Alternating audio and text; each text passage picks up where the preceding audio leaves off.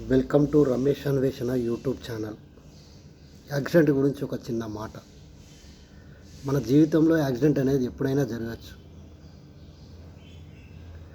కానీ మనం ప్రయాణం చేసేటప్పుడు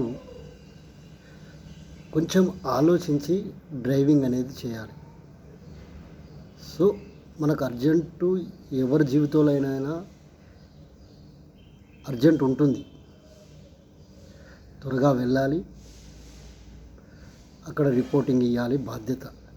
కానీ మనం స్పీడ్గా వెళ్ళడం వల్ల మన జీవితంలో సేఫ్ అనేది ఉండదు. సో నెమ్మదిగా వెళ్తే సేఫ్గా ఉంటాం. సో తొందరగా వెళ్ళాలనే ఆరాటంలో స్పీడ్గా వెళ్తే మనకు యాక్సిడెంట్ అనేది సంభవిస్తుంది. సో యాక్సిడెంట్ ఎప్పుడు జరుగుతుందో మన జీవితంలో తెలియదు, ఎందుకంటే అది మన బంధువు కాదు. సో మన జీవితంలో మనం జాగ్రత్తగా ప్రయాణం చేయాలి, ఆలోచిస్తూ నిదానంగా డ్రైవింగ్ చేయాలి. సో 90, 80, 70 స్పీడ్లోనే వెళ్తే మనం గమ్యానికి చేరుతాం అనుకోకూడదు. 40, 45, 35లో వెళ్తే కూడా గమ్యానికి చేరుతాం. సో 190 స్పీడ్లో వెళ్ళిన వ్యక్తి మేబీ ఒక హాఫ్ అన్ అవర్ 1 అవర్ ముందుండొచ్చు. కానీ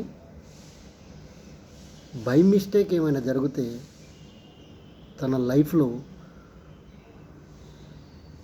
కోలుకోవడానికి చాలా టైం పడుతుంది. కొన్ని సందర్భాల్లో ప్రాణం కూడా కోల్పోవాల్సి వస్తుంది. కాబట్టి నేను చెప్పొచ్చేది ఏంటంటే నిదానంగా వెళ్ళడం మంచిది, జాగ్రత్తగా డ్రైవింగ్ చేయడం మంచిది. సో ఫ్రెండ్ ఫోన్ చేసిండనో, బాస్ ఫోన్ చేసిండనో, తొందరగా రిపోర్టింగ్ ఇవ్వాలనో వెళ్తే లాస్ అయ్యేది మన జీవితమే. ఎవరైతే ఫోన్ చేసిన వ్యక్తి అతను సేఫ్ సైడ్లోనే ఉంటాడు. స్పీడ్గా వెళ్ళేది మనం కదా, ఆలోచించుకోవాల్సింది మనం కదా. సో అంతా హడావిడిగా వెళ్ళి అక్కడ చేయాల్సింది ఏముండదు. మహా అంటే 2 మాటలు అంటాడు, ఎందుకు లేట్ అయింది, పడండి, ఏం కాదు.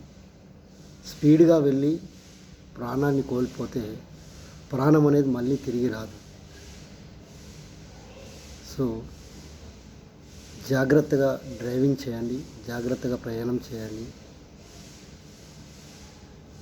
సురక్షితంగా ఉండండి,